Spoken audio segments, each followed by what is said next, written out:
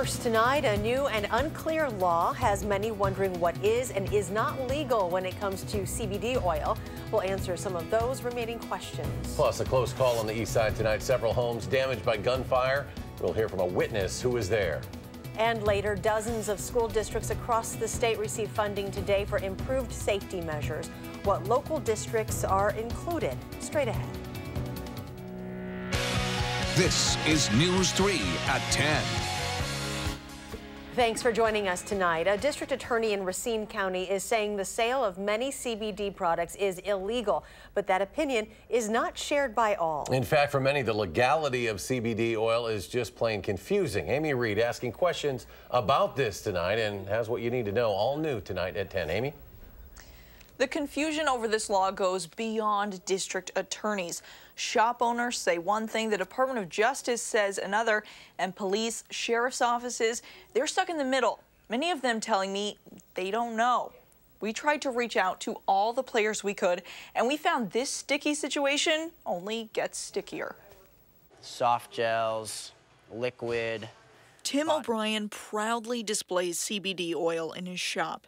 He believes in the product. CBD has been helping people, so chronic pain, insomnia, seizures, stress, anxiety, depression, so many conditions, and CBD is helping people. More importantly, yes, yeah, totally legal. He believes in his right to sell it. I totally understand why the public's confused and why law enforcement's confused.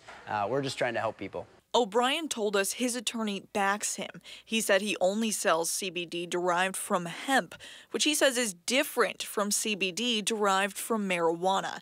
But not all attorneys agree, like Racine County's Tricia Hansen. She says selling CBD products is illegal for most retailers, following a May directive from the Wisconsin Department of Justice. I sent out a directive to law enforcement officers across our county to be on the lookout for these products, either in their personal lives or in their work lives. That led us to law enforcement. We reached out to agencies in 3 different counties. All said something different. Monroe Police in Greene County are also following a directive from their DA that echoes Racine County's, only permits sales by a pharmacist or physician. Portage Police said they haven't seen sales from CBD, but also haven't heard from the DA on what to do if they do come across it. Madison Police said they won't act without a directive. Until then, they said they have bigger drug problems to deal with. What they all wanted, what we all wanted. I would love some clarification on the law. Is clarification. Most agencies said we needed to go to the DOJ, and we did. They sent us back to a release referenced by both Greene and Racine counties, but they didn't return our follow-up calls regarding products derived from hemp versus marijuana. Until we can hear from them, many of the questions from store owners, from police officers, and from the public go unanswered. A story we will continue to keep an eye on. Amy Reed reporting tonight in our news center. Amy, thank you. The Janesville City Council considering a new ordinance that would allow officers to issue citations instead of arresting people who are in possession of marijuana. The Janesville police chief says 2 officers suggested the idea to make the department more efficient. Right now, officers say it can take about an hour to arrest someone with pot, and the district attorney's office normally ends up giving the person a citation anyway. There is a public hearing scheduled for the ordinance at the next Janesville City Council meeting scheduled for June 25th. New tonight at 10, 3 homes on Madison's east side are damaged after police say numerous shots were fired. Witnesses say they heard several shots and could hear bullets whizzing by. This was legit. There were kids out. There were like bicyclists. Most of the people didn't know what was going on. They just kind of kept going even after things, but there were bullets flying. Happened near the corner of Reeder and Portage Roads on the far east side just before 6 o'clock. 2 of the homes damaged had people inside, but no one was hurt. Numerous shell casings of 2 different caliber weapons were found at the scene. Police are still looking for suspects. A Wisconsin woman is being charged for allegedly helping an overseas terrorist organization. 45-year-old Wahiba Issa of Cudahy is charged with providing material support or resources to a foreign terrorist organization. She appeared before a federal judge today and is scheduled to return to court Friday for a bail hearing. According to the FBI, Days also provided instructions on how to make explosives, biological weapons, and suicide vests. She is a native of Jerusalem, was allowed to come to the U.S. in 1992 without a passport because of her marriage to a U.S. citizen. The off-duty FBI agent whose gun went off while he was dancing at a Denver nightclub faced a judge this morning. Chase Bishop remained silent as a judge formally charged him with second-degree assault. The 29-year-old was on vacation earlier this month dancing when his gun flew out of his waistband holster during a backflip. It accidentally went off when he picked it up, hitting another person in the leg. Turning now to weather, looking downtown from our Edgewater camera, a picture-perfect night, but things will be heating up as we head for the weekend. Chief Meteorologist Gary Canolfi and our first alert forecast. Gary. Eric, one of the reasons it was so nice today was just because of the drop in the humidity, and that'll be the case for tomorrow as well. But after that, those temperatures head right back up. We're looking for high temperatures in the upper 80s on Friday. Heat index values will be in the 90s thanks to high humidity. There's even the possibility for an isolated strong thunderstorm, mainly north of Madison, Friday afternoon, Friday evening. Then Saturday and Sunday, it's just mainly the heat. High temperatures, lower 90s Saturday, middle 90s on Sunday, very close to record high temperatures, and heat index values will be around 100 or in some cases even a little bit above. So we have alert days for Friday, Saturday, and Sunday. For tonight, you can see some showers across Minnesota and Iowa. Those are fizzling as they push eastward toward Wisconsin. The air much drier here. The lightning is gone from those showers, and they should be gone in the next couple of hours. High temperatures today here in Madison, we topped out right at 80 degrees. Temperatures were in the upper 70s to the lower 80s, even all the way to Lake Michigan. And current temperatures now are in the upper 50s to the middle 60s. Again, with the air being drier, those temperatures will drop off. So by tomorrow morning, look for temperatures to drop into the middle 50s. Look for partly sunny skies tomorrow. Another warm but not too humid day with a high of 81. That's your first alert forecast. Thank you, Gary. Police are looking for a man they say broke into a woman's house while she was sleeping, stole her purse, and groped her. This happened early this morning on Commercial Avenue on the east side. The 45-year-old woman says she awoke to find an armed man inside her living room where she was sleeping. She says he took her purse and escaped through the window he used to break in. A car dealership in Richland Center is assessing damage to some of its vehicles after a van crashed into them this morning. This happened at the Jones Chevrolet dealership on U.S. Highway 14 East, damaging 4 vehicles in the lot. Police say the 64-year-old driver experienced a medical problem before the crash. She and a passenger were taken to the Richland Center Hospital. Meriter Hospital in Madison has been cleared now by a federal agency after several investigations. Officials say Unity Point Meriter is still allowed to have access now to the Medicare program. That access had been in jeopardy after several investigations were launched, prompted by allegations of abuse inside the neonatal intensive care unit. The Madison Police Department is conducting its own criminal investigation into the reports of abuse. And the Centers for Medicare and Medicaid Services now also investigating conditions at a Sauk City nursing home. It's in response to one of its residents being accused of sexually assaulting other residents there. The Wisconsin Department of Health Services also investigating there at Maplewood of Sauk Prairie. A resident there, Galen Malish, was accused in early May of sexually assaulting 2 elderly residents at the home. Malish is facing a slew of charges. He's also a registered sex offender stemming from a 1990 case. President Donald Trump's chief economic advisor, Larry Kudlow, has been released from the hospital. The 70-year-old suffered a heart attack on Monday. The White House says the heart attack was very mild and his recovery is going well. A $2.3 million project underway at Madison College, installing thousands of solar panels. And by the end of the summer, 5,000 of those panels will line the tops of these buildings at the college. And an engineering instructor we spoke with says this will save the school more than $200,000 every school year in electricity costs. Once the project is done, they estimate about 20% of the electrical needs for the campus will be reduced. A new report finds the Milton High School pool functions well, despite needing more than $1 million worth of work. A study at the beginning of the month found several concerns with the now 55-year-old facility, and those issues include problems with the locker rooms, lighting, HVAC system, as well as the seating area. Full honors today for a former Madison police officer buried this afternoon after her sudden passing. According to Chief Mike Koval, Lieutenant June Grayler, an 18-year veteran of the department, unexpectedly passed away on June 7th after falling ill. Grayler also served as instructor at Madison College, ITT Technical College, and Upper Iowa University. Portage residents will have to find other ways to deal with mosquitoes. The city has decided not to go forward with a citywide spraying program. The Municipal Services Committee says a combination of cost, the effectiveness, and taking into account having to spray a pesticide citywide made the committee decide not to go forward. The Public Works Director says it would have cost about $20,000. 20 school districts around the state will be able to make security upgrades under school safety grants awarded today. And those 20 schools collectively will get more than $1.3 million out of a total of $100 million in the initiative. The Barneveld and Mauston districts were awarded some of that money today. Attorney General Brad Schimmel signing the documents this morning. These schools, both large and small, private and public, here today are all receiving these grants just 5 days after the deadline closed because they had everything in order in their grant applications.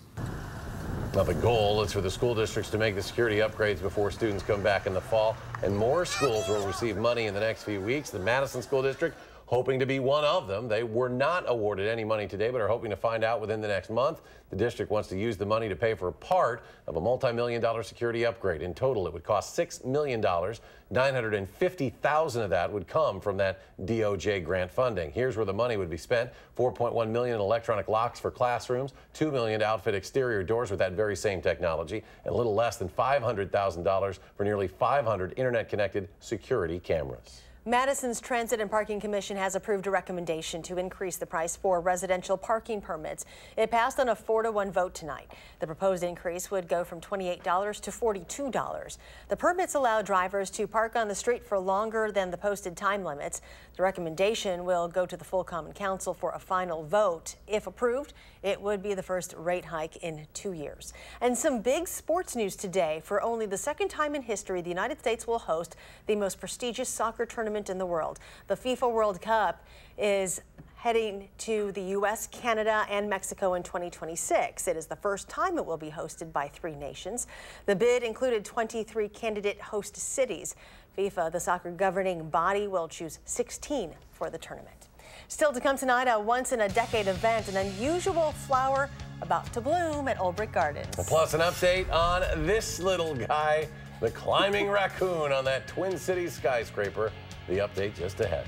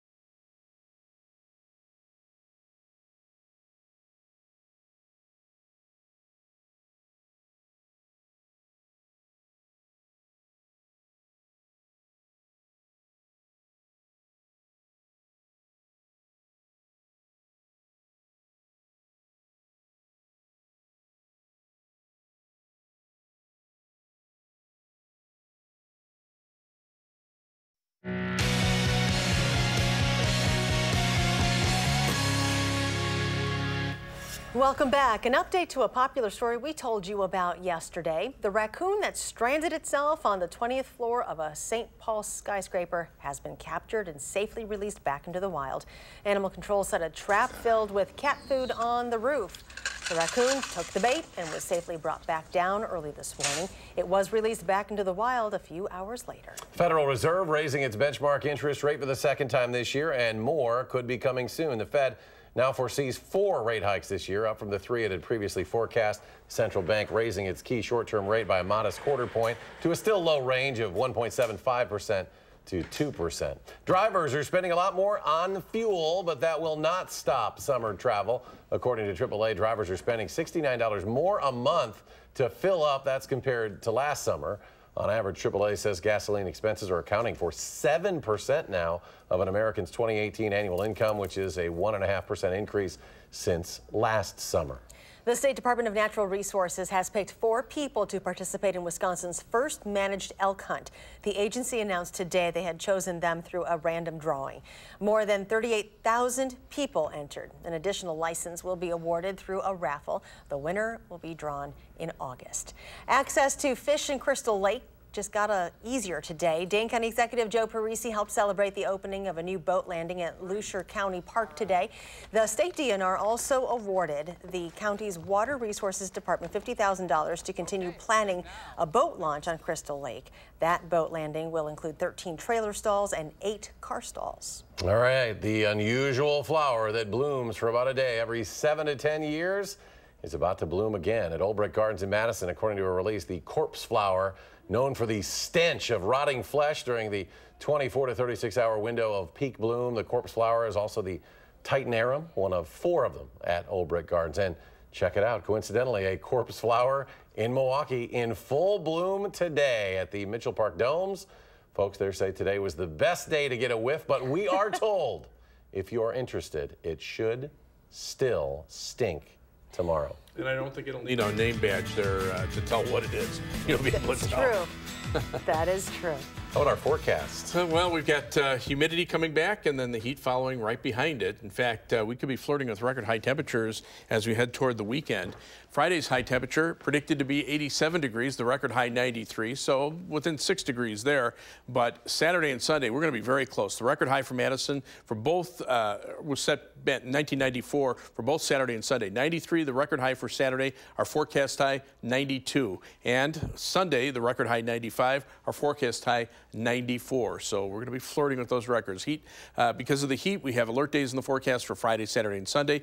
Heat indices are going to be in the 90s on Friday, and then around 100 or even a little bit above for Saturday, maybe close to 105 by Sunday afternoon.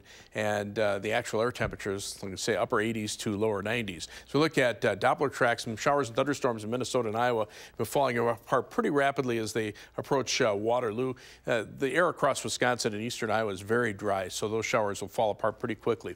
Now, storms will develop tomorrow afternoon, tomorrow night across the Dakotas, move into western Minnesota, still staying well to our north and west with the severe weather outlook. But on Friday, there is a marginal risk of severe thunderstorms. A lot of it will depend on the position of a warm front. We could see a round of thunderstorms develop in central and northern Wisconsin and then drop southeastward late in the day into Friday night, but then the heat really takes off after that. Live view from the Edgewater Skycam in downtown Madison. It's a pretty evening to be out there. The temperatures are comfortable. High today 80 degrees, the low 65, and right now we're actually at our low temperature for the day of 65 degrees. We're at 67 early this morning. Skies are clear, the air is calm. The dew point temperature is still pretty low at 52 degrees. I'm looking for low temperatures to drop about another 10 degrees from where we are now to the middle 50s.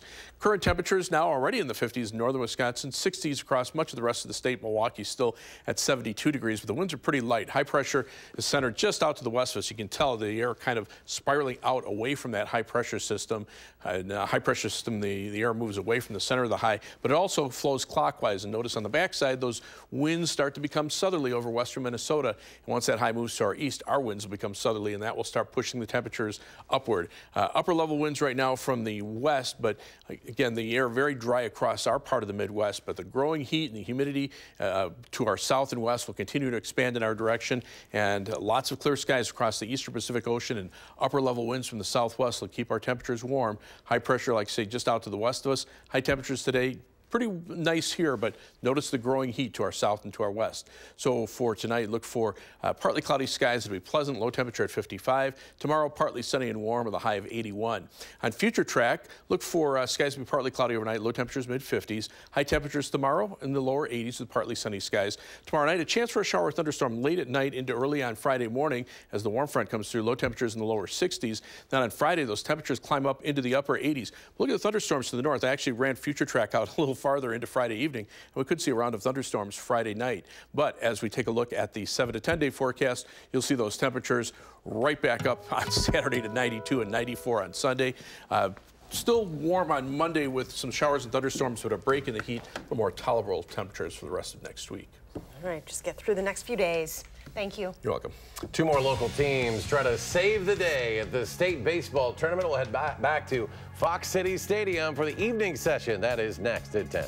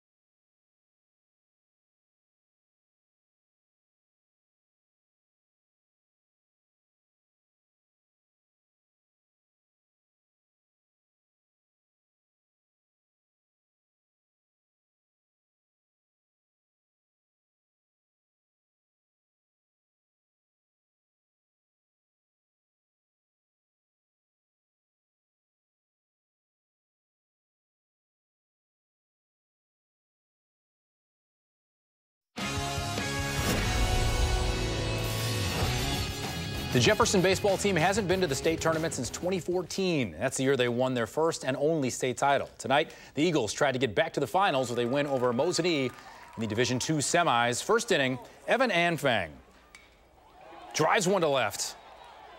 Now, the left fielder dives and misses and can't find the ball. And still can't find it. Ian Drees scores.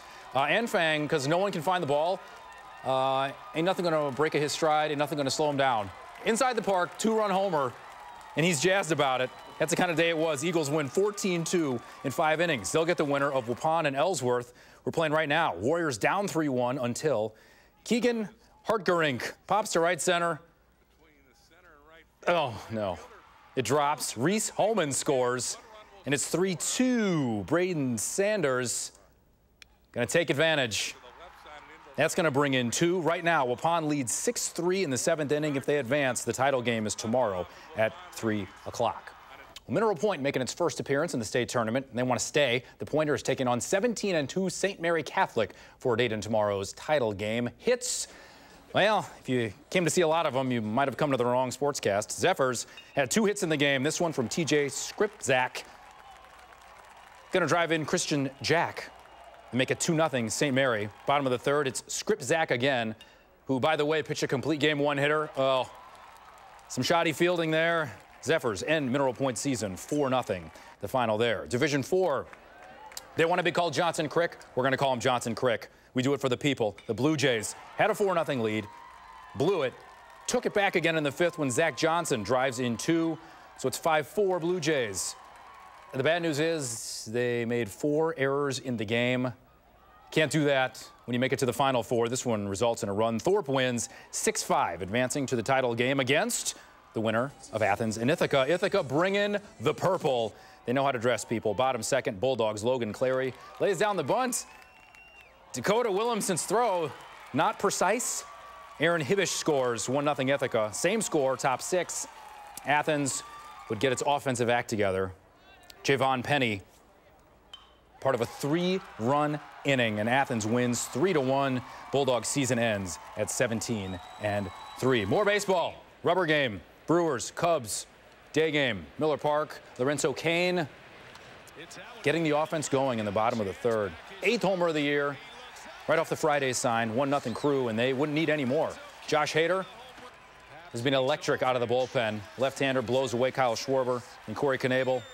A little nastiness in the 9th. Brewers win 1-0. They are off tomorrow. I have found my emotional support animal. The World Cup kicks off in Russia tomorrow morning our time. The host country plays Saudi Arabia in the opener, and the Russian lemur are going to predict who wins. Spartak chooses the visiting team right away. He thinks Saudi Arabia is going to upset Russia. Yeah, the banana slice never lies in the Visitors' Cup. Who doesn't want a lemur in their life? Seriously. I think it's allowed by my lease. I'm not sure. We're back after this.